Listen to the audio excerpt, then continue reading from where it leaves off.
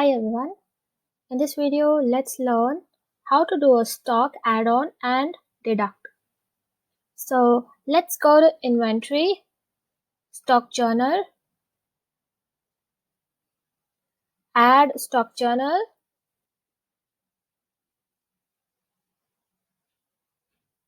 Here you can see source consumption and destination product.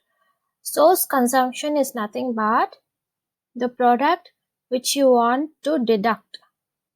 Let's take this as an example and then this product and then one more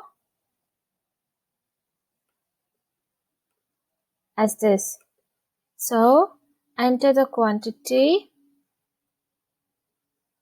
the full quantity you need to enter here. The stock balance, how much it is showing, it shows you here in between the bracket. And then you need to put into the new product which you're gonna add in. And here you need to put in the total quantity.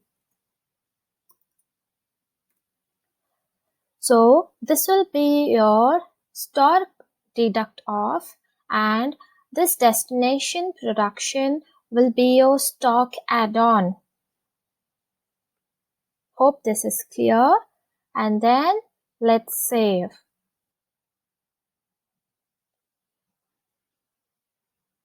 Thank you for watching this video.